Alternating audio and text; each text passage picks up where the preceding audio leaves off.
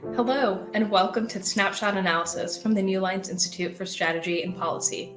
My name is Minna Jaffery-Lindemulder, and I am the content manager here at the New Lines Institute. Today, I am joined by Eugene Chausovsky, a senior analyst here at the Institute, to speak about the global impact that the Russia and Ukraine conflict has had on energy. Eugene, thank you so much for being with me today. Can you talk to me about the energy connectivity strategy of the West? Sure. Thank you, Minna. Essentially, what the West is trying to do in the energy sphere right now is deprive Russia of its energy revenues, which it's using basically to finance the war in Ukraine.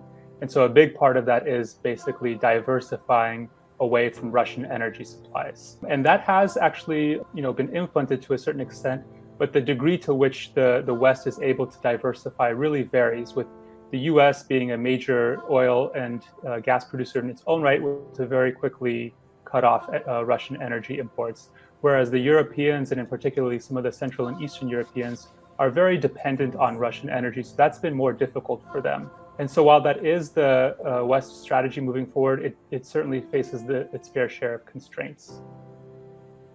Thank you. Now, switching gears, can we talk about how Russia is approaching this crisis and its energy production? Right. So Russia's strategy is essentially the opposite of what the West is trying to do in terms of both maintaining and even trying to expand its energy revenues. So what Russia has done is essentially look for alternative or supplemental partners that are less critical of Russia's invasion of Ukraine, countries like China and India, and more open to increasing their energy imports, which has happened to a very large extent in both China and India's case. But Russia is also using energy as a weapon, essentially. And we've seen that selective cutoffs to various European countries, which, while that does actually cut down its exports to Europe, it does drive up the price as well. So in effect, it actually benefits its bottom line. But here too, Russia does face some constraints, especially as the likes of China and India are not likely going to be able to make up for the losses of Europe's imports, and that's just driving them to diversify even further. Thank you for bringing up the point about Russia weaponizing its hold on the energy industries, particularly in Europe. Moving on to other global players, you mentioned China. What is China's strategy as a major adversary of the United States and also a potential ally for Russia? Yeah, that's a great question. So China has had a sort of dual strategy, if you will. As I mentioned, they have been importing more Russian energy. So that actually supports Russia's position to a certain extent. And China is able to benefit by getting cheaper energy and oil supplies, things of that nature.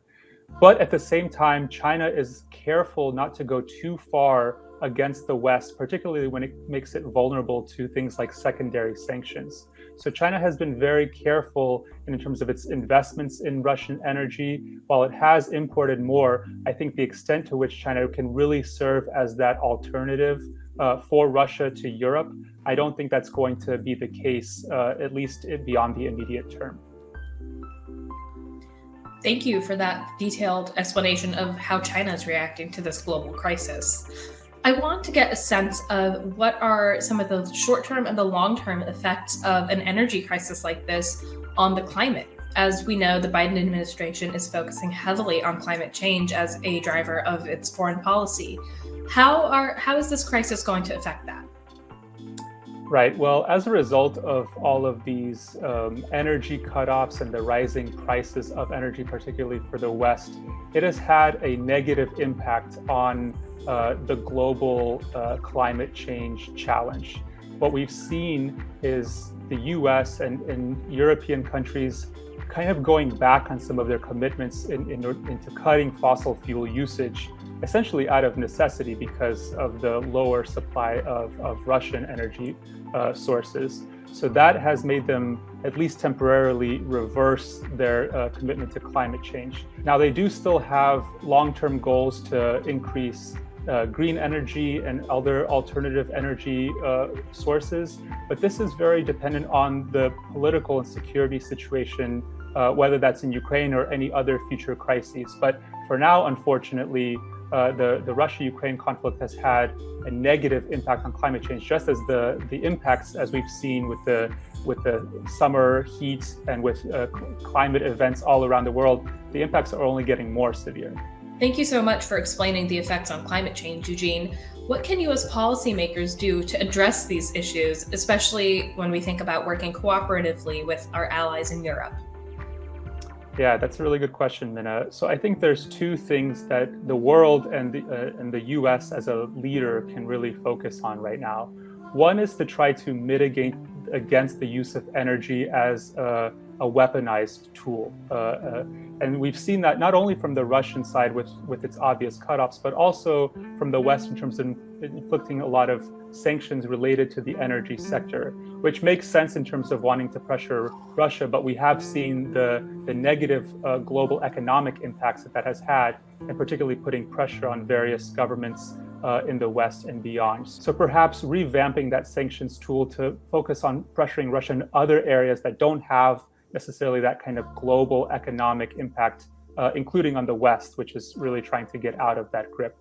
And finally, I think we should see more cooperation on green energy development. A lot of countries have their own national strategies, but when it comes to facing climate change, this is really a shared challenge. And I think that one that is really worthy of global cooperation, again, under US leadership, but with the cooperation of both allies and adversaries alike. Thank you so much, Eugene, for elucidating how this energy crisis is impacting not only climate change, but also political security. Thank you so much for joining us. This has been Snapshot Analysis with the New Lines Institute. I'm Minna Jaffery-Lindemulder, and I look forward to speaking with you next time.